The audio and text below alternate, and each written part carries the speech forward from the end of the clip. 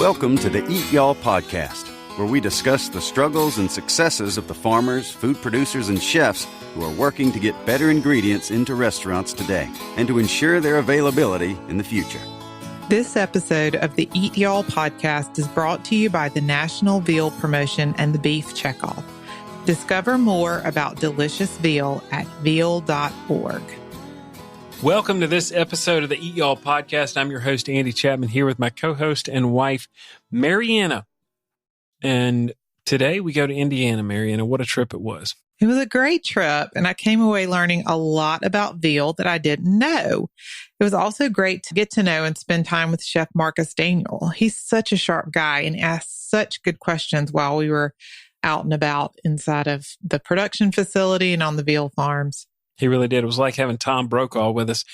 It was great to see things from inside the veal industry, from making the food at Strauss Feeds production facility that makes the baby formula, as we'll call it. And then we headed out into the country, into the veal barns. And that kind of blew my mind a little bit, just seeing, the countryside of Indiana was beautiful, but the veal barns and that part of the operation was really great.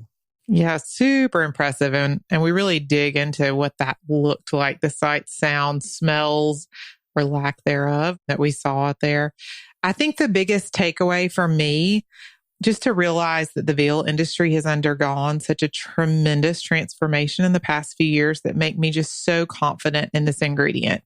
In this episode, I think the animal welfare and nutrition piece will really stand out.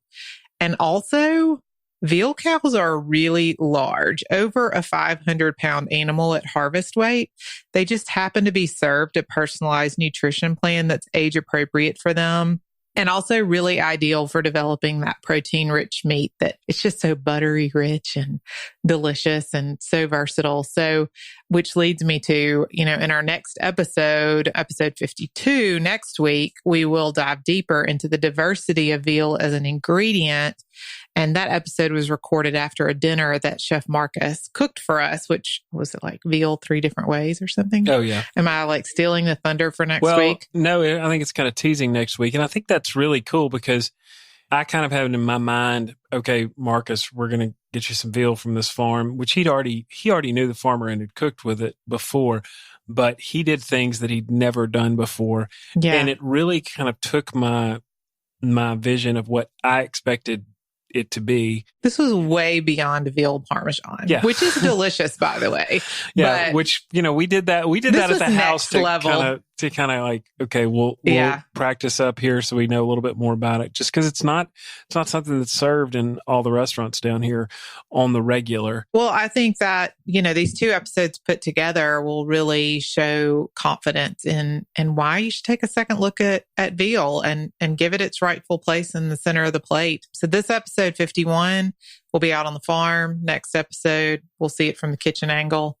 And look, we're heading out to a live farm operation, to a facility that's making what we call the veal baby food, the veal formula. So there's you'll get some background noise, you'll get some different people. You're going to hear from Steve Anderson, Alex Nullberg, John Clark. Those guys are part of the Strauss Feeds program. And then you'll hear some from Ashley Russell and Gene O'Toole from the veal program. Yeah. And then you're going to hear a lot from Chef Marcus Daniel. And y'all be listening for his questions because, we did not script and say, okay, Marcus, here's what you need to ask. This is the chef walking around on the farm, walking through the facility, asking the things that came to his mind as he's seeing this operation and trying to wrap his head around the ingredient that he's both used and really, I believe, will be using more and more of because of this visit. So yeah, and it's actually, you bring up a really good point because I wonder sometimes what people think, but our chefs join us and we meet at the farms and facilities for all of these podcasts at the same time together and just sit down and learn together. And I think that's a really cool part of this process is we're hopefully sharing on this podcast exactly what we see and hear. And sure, there are people sponsoring these episodes, but you're getting an honest assessment of truly what you see and hear and smell and and experience when you go out on these farms and from the chef's perspective. And I thought Marcus did an exceptional job. Yeah, he really did. Of conveying that and asking really interesting questions. And I did cut it down from 5 hours that we spent together. So it's not a 5-hour episode, but there's a lot of really great content in here. And I hope if you have any questions or thoughts about the veal industry, I think this is going to open your eyes and hopefully open your taste buds up as well. Hey, and hit us up in the comments or email us and let us know what you think of this episode. So we're starting off at Strauss Feeds in their production facility, right, Andy? Right. You'll get some introductions and they'll be rolling and we'll head out in the car to the barn. Let's do it. North Manchester, Indiana, 30 miles west of Fort Wayne, about 2.5 hours southeast of Chicago. And we're in the country. I'm Steve Anderson. I'm president of Midwest Livestock and an owner of the Strauss Veal Feeds.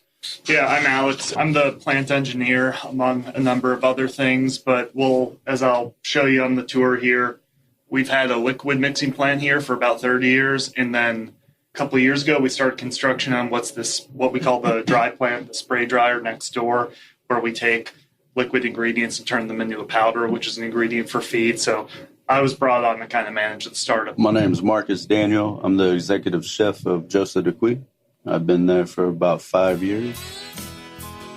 Hey. So real quick about us, because I know this is about the veal today, yes, for sure. But just real quick, 3 companies. And we were at the livestock side and the feed side. On the livestock side, Midwest Livestock, we have primarily milk-fed veal, which we'll see today. You can look through the books and see what you're going to see. There's also some pictures. Smaller program we have is milk-fed pork, porcelet. And then we do some custom Angus beef feeding for a beef farmer. So that's the livestock side. On the feed side, 2 divisions. Alex built the spray dryer. So we dry liquid products, mainly whey from the cheese plants, and then make veal feed. Our other division hits all 50 states, all dry powder. We have 700 farm stores where we private label for like a Rural King type store. So they cover about every state, mainly calves, but also lamb and goats. So we're infant animal nutrition from the feed side. That's really what we do. And then on the livestock side, it's all about the animal care. So you're like Gerber for the cattle.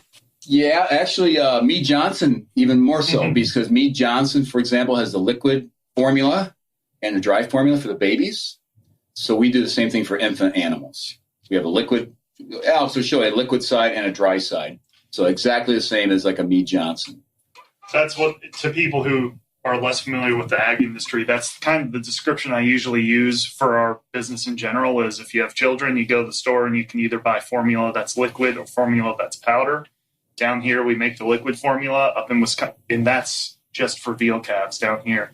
Up in Wisconsin, we make the dried formula, and that's for mostly dairy calves, but also, goats, lamb, everything else that Steve said. And then the spray drying plant kind of links the 2 companies because we take the same raw materials that we use for our liquid feed and turn them into raw materials for our dry feed in Wisconsin. In 1985, checkoff started. So in 1975, my dad built the first veal barn in Michigan. So that was totally different back then.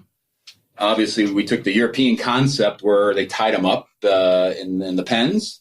And so in the last 20 years, we changed all that. And this is what you're going to see today. And the calves are on the comfort flooring. They're not going to be out roaming in the fields because, again, for the restaurants, most restaurants want the pinker type creamy pink color. And you're not going to get that when they're on grass and dirt. So this is simply the way the veal business is today. Have you always been in the veal business since that picture? Yeah. So I grew up with it, went to college thinking I would get away from it and let my brothers do it. And then I actually interviewed here just as a practice, figuring I wasn't going to stay in it. And here I am. So, that's the way it worked out. Veal calves today are fed about 700 pounds of milk in their lifetime and about 300 pounds of grain. Because it's the same animal that's beef, but we feed it differently, the cost of milk is higher. Therefore, we don't apologize for the higher price the veal is. So it's different than 30 years ago when they were fed all milk. Naturally, all the stomachs develop when you feed grain, and we still get a nice creamy pink color. So again, that's fast forwarding from here to today. That's where we're at as far as the feeding program. Each animal, to reach the weight of 500 to 550 pounds, gets about 300 pounds of grain and 700 pounds of milk. What grains do they get? Because we got to watch the iron for the meat color, so it's mainly corn with some mineral and oats, just kind of a mixture. Yeah. I'm always fascinated by the fact that these, really across animal agriculture now, that animals probably have more of a dietary plan than we as humans do. Sure. They all have their kind of specific nutrition plan and are very carefully and thoughtfully cared for. That always just amazing. Dairy industry is crazy. Yeah. Almost every cow has its own nutrition plan on the farm, which is just blows my mind because we don't do that for ourselves. What are you doing with after you dry the whey? What do we do with it? Yeah. So it's we ship it to our Wisconsin plant, and it's a raw material for the powdered feed. Oh, so really, it's the liquid feed and powdered feed. It's the same. It's the same concept. You're trying to make a balance of protein and fat. Mm-hmm. So the protein source is whey. So it's a milk protein, but obviously it's gone through the process of being made in the cheese and becomes a byproduct and everything. So that's where you get the protein. And then the fat source is lard and coconut oil.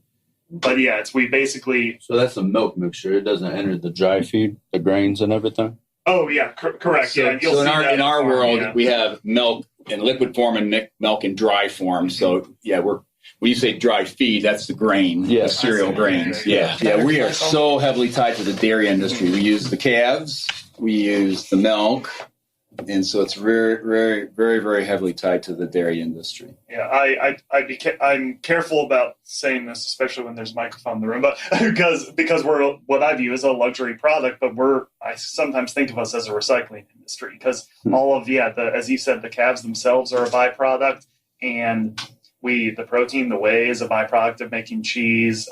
Lard's a byproduct of processing pork and everything.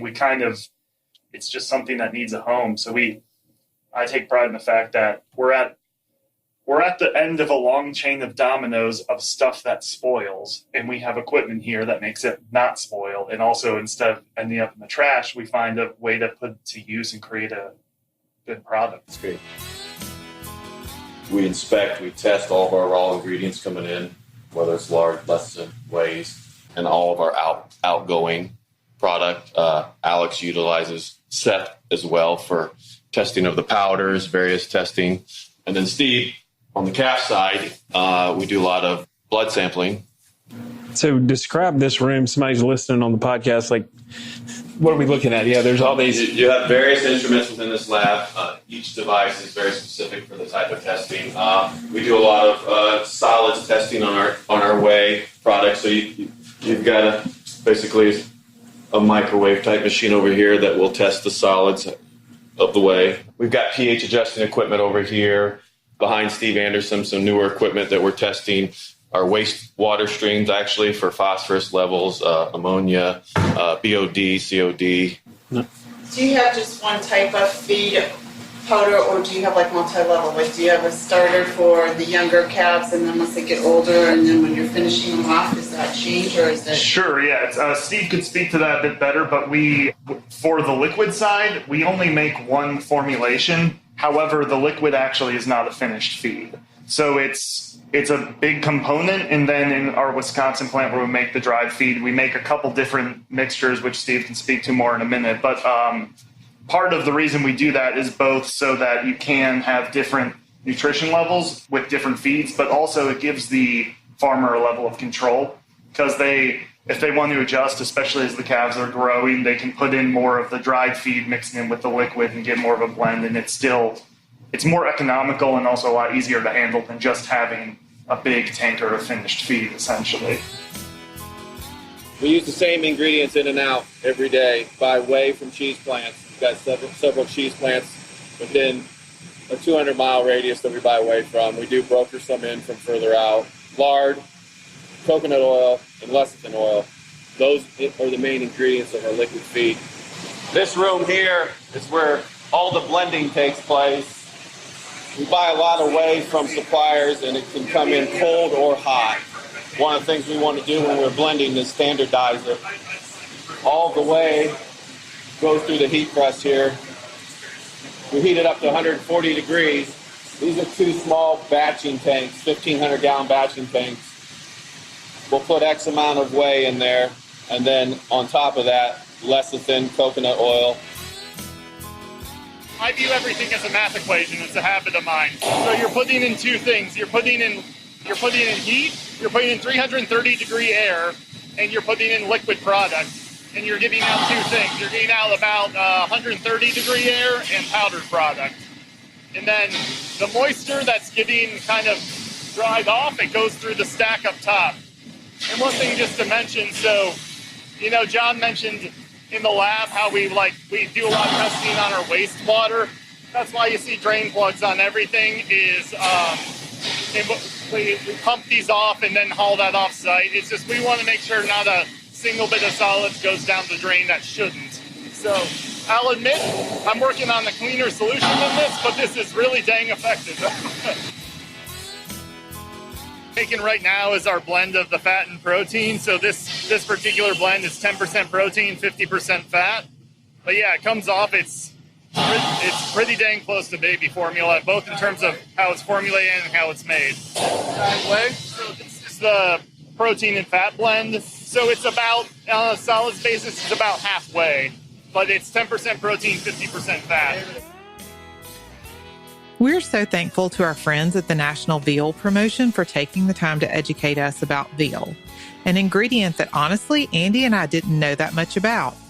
In addition to being a high-quality protein that you can trust, a 3-ounce serving of trimmed lean veal is a good source of key nutrients, including vitamin B6, vitamin B12, niacin, riboflavin, zinc, and more. Even better, a serving of lean veal has just about 170 calories, making it one of the most nutrient-dense protein foods around. To learn more about veal, visit veal.org. That's VEAL.org. Next up, we're headed out to the farms and barns that produce veal, and you'll hear from Steve, Marcus, Gene, and Ashley, as well as our farmer friend and his son, Jack. Right at the very end, you'll get a real sense of the pride in the voices of these guys growing and producing the quality meat they serve to their own families. You'll hear a little bit about that. And strictly from the feed and how you raise them, the quality stays the same. Yeah, because we're buying the same calves every week. Yeah. We have the same feed every week, the same feeding program, the same amount of grain. So yeah, as common as possible. You want to do the same thing every day. Yeah. So it's kind of like, I guess trying to put it in restaurant terms, you got a bunch of different line cooks, but they're all following the same recipe. Yeah, that's a good point. And you're making sure they're following the recipe for success that you have. But you are the manufacturer of the food that you're integrated into that supply chain. So you're managing one of the variables on your own. Yeah. The feed. Exactly. And under the care of a staff of veterinarians that are watching the whole situation and making sure it stays on track. So we just arrived in the country here in Rochester, Indiana. It's about an hour south of South Bend. And we're at a veal barn finishing facility. So we're going to see calves that are about 6 weeks from market. Yeah, let's get to it. So quick, before we go into the calves, the feed, right? There's a bag that was made at the plant. What is that? Transition feed. So it's from when they transition from one product to another. So we utilize that here, so there's no waste. The liquid feed that you saw, this is a big refrigerator. So basically it's an insulated room with air conditioner. It takes it down to 44, 42 degrees. And so all the liquid milk is stored in here. Just like you'd store our milk at home. So mixing equipment. So a lot of hot water. This is a hot water tank. Actually, I think you were asking about warming up the product. It's at 42 degrees. You want to feed it at cow's temperature of milk at 102 degrees. So remember Alex had that big plate cooler you saw back here? Here's a smaller one, smaller version. So it comes through here. And on each side of these plates is hot water going back through to warm it up, going into the tank. It's got good mixers. So when you mix the dry product as well, dry milk product, it mixes very well. So that's what we make up in Watertown, Wisconsin. Again, Alex makes the ingredients at our plant down here, ships it up there. And then we have really only about 6 different formulations for veal feed and about 300 for the calf milk replacer, because the people in California want something a little different than the people in Florida, weather-wise and everything else. So, well, like less fat, more nutrient. Yeah. And there's different theories out there. So some people go 26% protein, like on a heifer herd, and some would go maybe 22%. And so, but you do have the temperature swings in Florida and California and compared to Wisconsin, Minnesota. So yeah, just different formulations, different fats, it depends what we custom make it to what the. So veal feed, typically, these are fed the liquid feed with the balancer, which is the high protein balancer, to balance it to a 16% protein, 18% fat. So we'll bump a little more fat right at the end before they go out. But basically it's a 16% protein. Yeah. All right. So we're just gonna go around to the left, clockwise around. And there's automatic water. So again, they get milk in the morning, milk at night, and then during the day they'll have grain and straw. Oh, they're not used to a lot of people, but some of them come up and want to be petted. Others will come up and then skid back. I think they're 110 days, so they got about another 55 days to go. Where they weigh right now? Probably 3 1/4 on average. 3 1/4 on their way to 500. Veal calves primarily are raised indoors and have, whether, way back when they were tethered and then when the industry changed around to the group housing. So that's like that misconception is those hutches are veal, and in essence the heifers, because the heifers actually thrive outside where they would get sick here indoors, and vice versa for the males. They actually thrive indoors with regulated conditions. They can put the curtains up and down on the sides, the fans. Sometimes there's like radiant heat in the floors and everything. So those heifers will be in those hutches to kind of keep them a little bit separate until their immunity system increases. You're trying to get you got me. And then they'll put them in like a general housing together. I see some with different amounts of cows in it. Is it the size? Is it like a per square inch per cage? Yeah, you want 16 to 20 square foot per animal. So you'll see like most of them have 5 in a pen. Yeah, and you might see 4. Yeah, one's laying down. Oh, yeah. Sometimes it's hard to see them, but it's more square footage. Okay. Well, like you said, especially at the end, right at the end, you want to have plenty of space for them to lay down, because they'll, when they're 500 pounds, they're going to look a little different. So we just sort. In fact, when you fill a barn, you just leave some pens empty for the sorting process to take place. So basically, like an industry standard, like Steve talked about group housing earlier. Some, like here, like you said, 5, 4, 6, just depends on the size of the calf. In some parts of the industry, they have group housing as 2. So our industry defines group housing as 2 calves and up. So at about 6 weeks, the industry standard is they have to be in group housing. And then from there on out, it's just based on where in the industry you are. Some are 2 calves, some are this, some up to 20 calves. Just depends on where you are. Yeah, if this pen was half the size, you have 2 in there. Yeah. Right? There's some we have 8 in, but the pen's bigger. Right. It's all about the square footage per animal. Now, when you're smaller starter barns, are there as many in a pen still, or are they? No, so in a starter barn, you're going to see 1 per pen.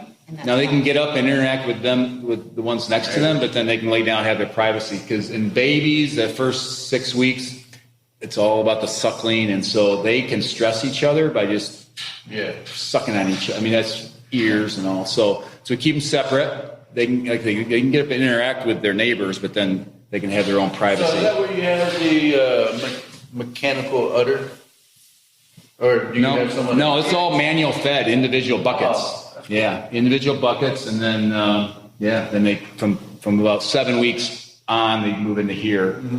So are they getting liquid milk here too, or the formula? Really, everything's the same except when they're younger, they eat higher protein. Right. They get a higher protein. So do you put it? I see these. That reminds me of what we would bottle feed. So are those do they get a bottle here in these pens, or how do they get their liquid? The liquid is in the that trough? stainless steel trough. Yeah. Okay. So their grain will be gone by the end of the day.